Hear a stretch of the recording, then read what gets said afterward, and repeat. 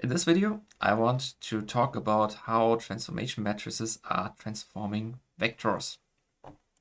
And if you have never heard anything of that, this here is a matrix.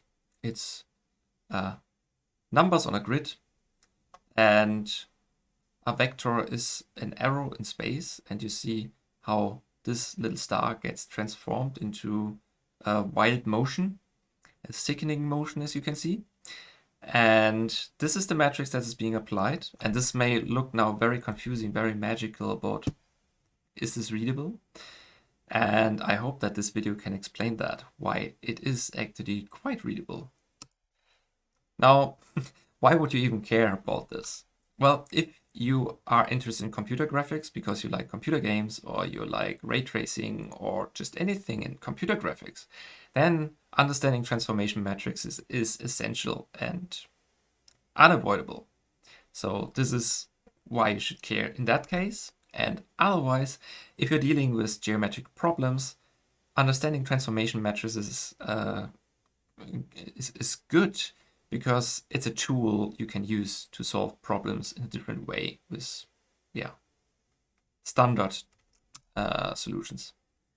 And the thing is, it's not as complicated as it may look like. Like these numbers, they look like matrix and neo, but it's actually, you can see it and understand it. And that's what I want to show you. So the desired outcome is that you understand how these matrices are transforming the vectors, that you gain an insight about what these individual rows and columns describe. And if you had already contact with transformation matrices and you don't know yet how to reach each individual column, then this video is specifically for you because I think this will be of great help for you. I'm not going to explain how matrix multiplication is working. I would do that in a different video.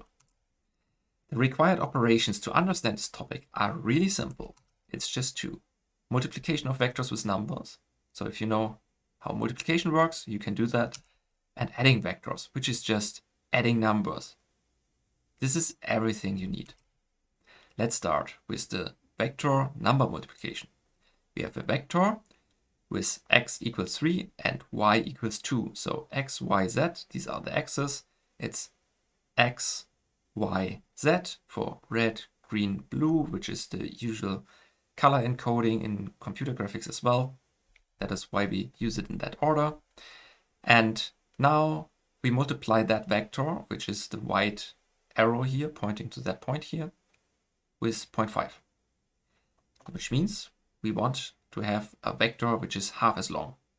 And we just multiply the first number with 0.5, the second number with 0.5, and that's it.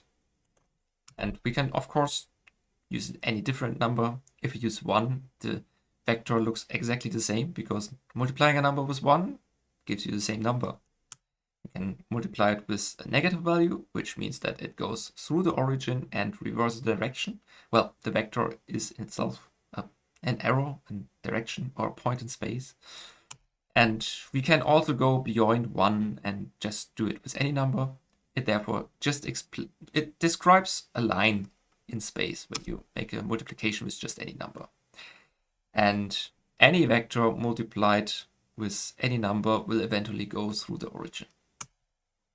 The vector addition is also similarly simple. We just take each row and add it. 1 plus 1 equals 2, 1 minus 0.5 is 0.5, and that's it.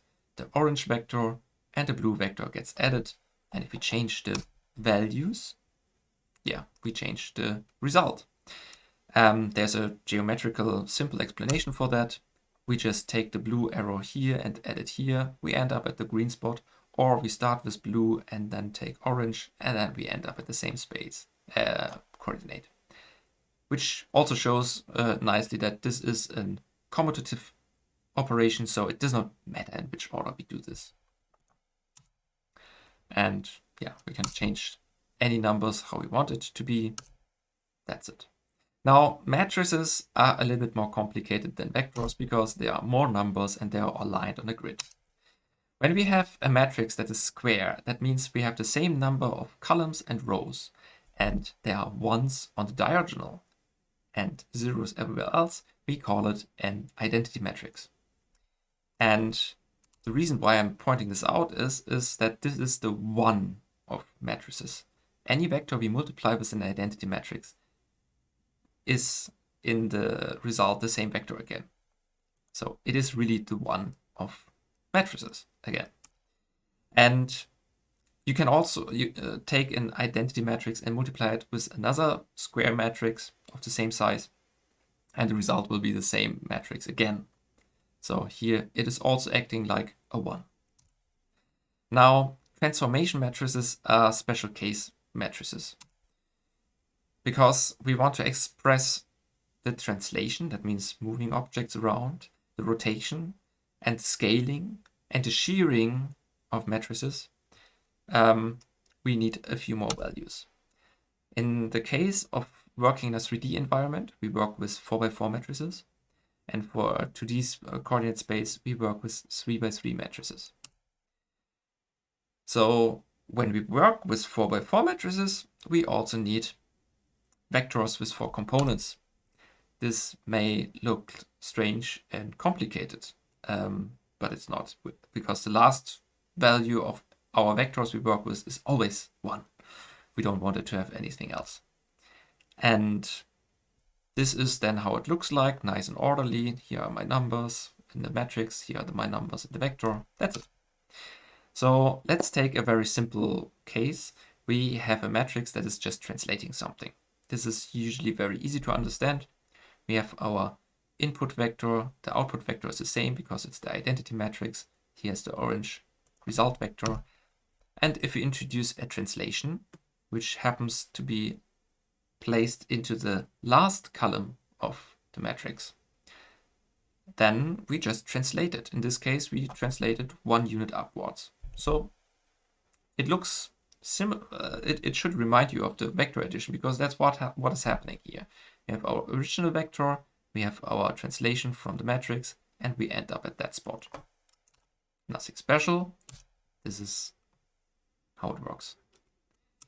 Now, if we rotate something or we shear or scale, then we have to look simultaneously, which makes it a bit more complicated, at this 3x3 block of this rotation matrix. And in order to understand why the rotation and the scaling and the shearing works, we have to look how the multiplication is operating. So let's start here. We have our identity matrix. We multiply it with this input vector and the result is the same. Let's visualize that. That's our arrow. And now let's pick the first column. And it's now being displayed here. And what we do now is we take the first column and the first row and we multiply it. And this is now the result so far. So the yellow vector is now the result. Should be self-explanatory why this is 1, 0, 0, 0. After the previous pages, this should be clear. Now we add the second column multiplied with the second row, which is 0, 0.5, 0, 0. And so the result is 1, 0, 5, 0, 0. And we already end up at the coordinate of our input vector, but we are not done yet. Now we take the third column and multiply it with the third row, which is 0. So the result is 0, so we do not change anything. And we now take the last column and it is 0, 0, 0, so not very interesting, but we are multiplying it with our mandatory 1. And this explains how the translation works and why this value must be 1. So this is the last value that is being added. And then we end up in a different location if there's a translation. If not, it's the same spot. So let's change now the Z value to show you how that would then continue to look like. And you just see, we just take the red vector multiplied with our red value, the green vector multiplied with the green value, and the blue one, we do the same, 0.25 times this vector. And that is how we end up at this coordinate. Nothing special.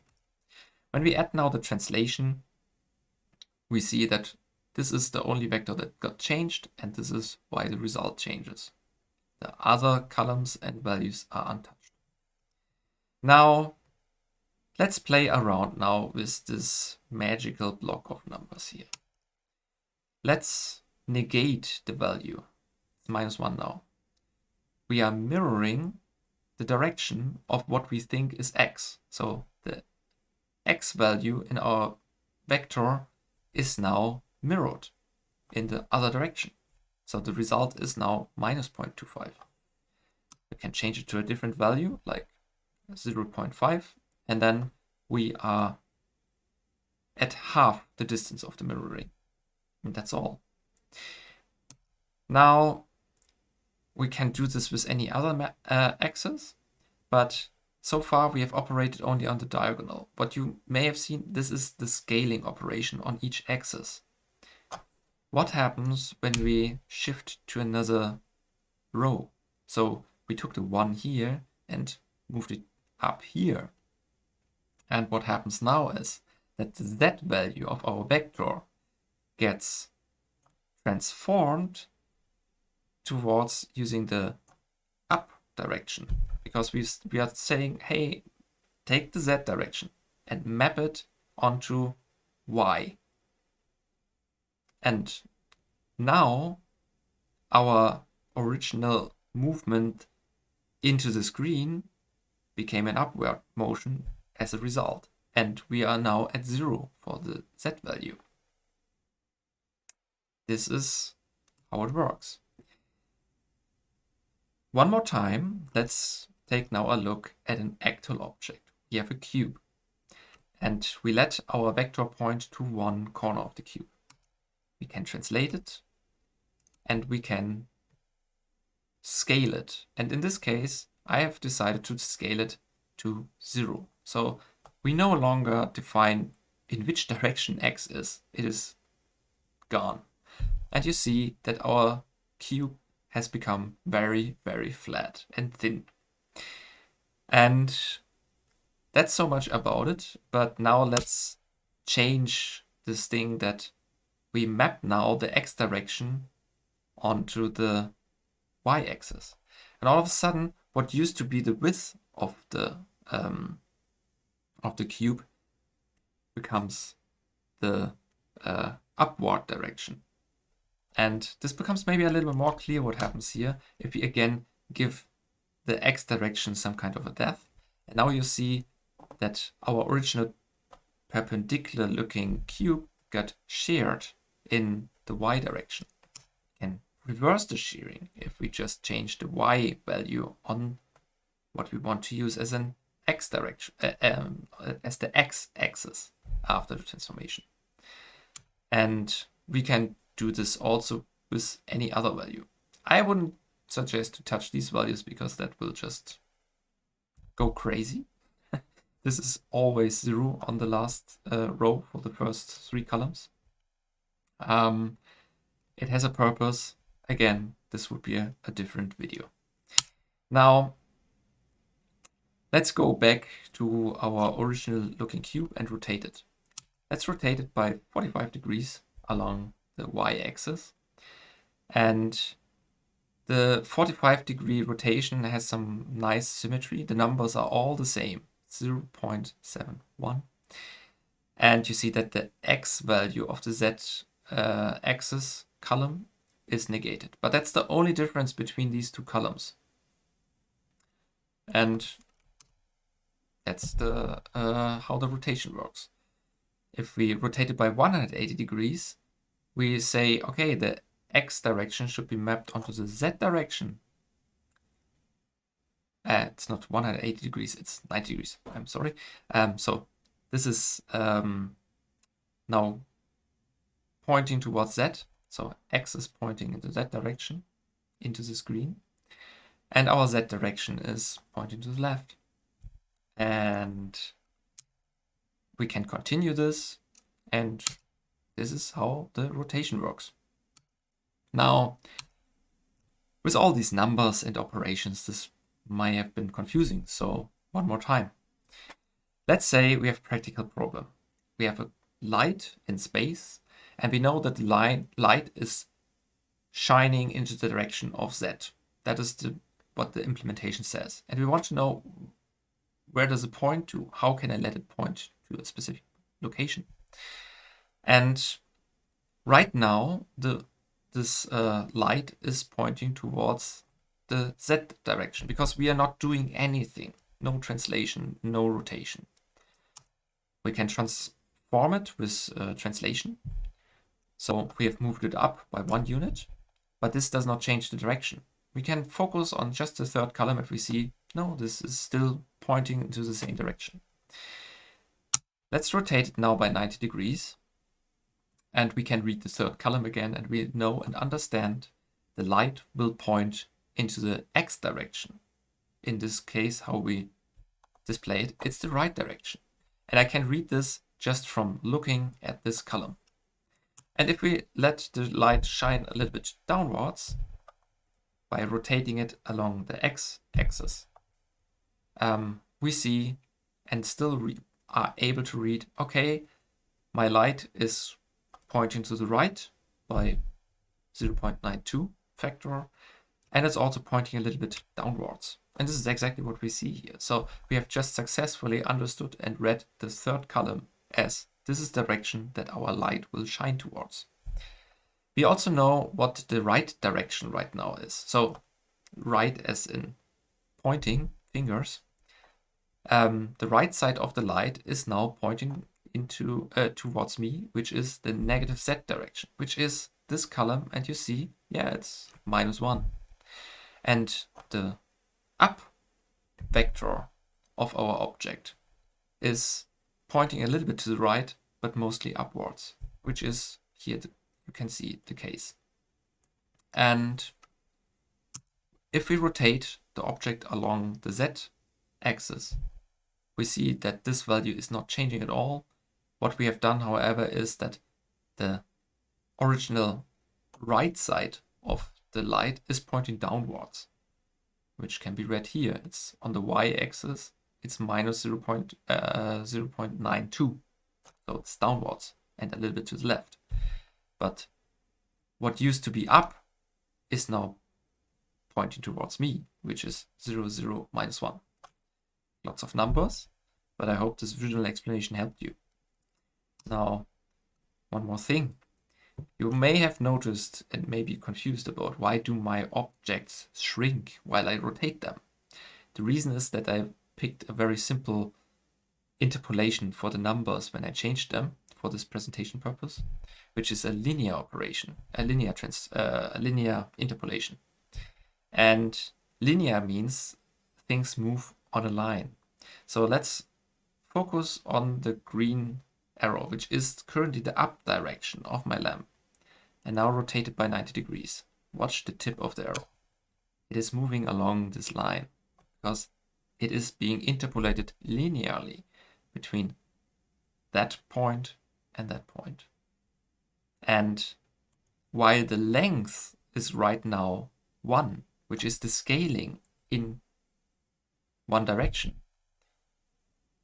when doing the rotation, you will see that this length is changing. It goes down to 0.71, which we have seen earlier, which is the same value when we rotate our object by 45 degrees. But because the length has changed, the object scales. And if we rotate by 180 degrees, the linear interpolation makes this look very weird. Have a look. The object got almost scaled to 0 and vanished because we just interpolated linearly for these direction values. And the proper way would be to describe an arc by normalizing these axes, so making the rotation work by moving along a circle.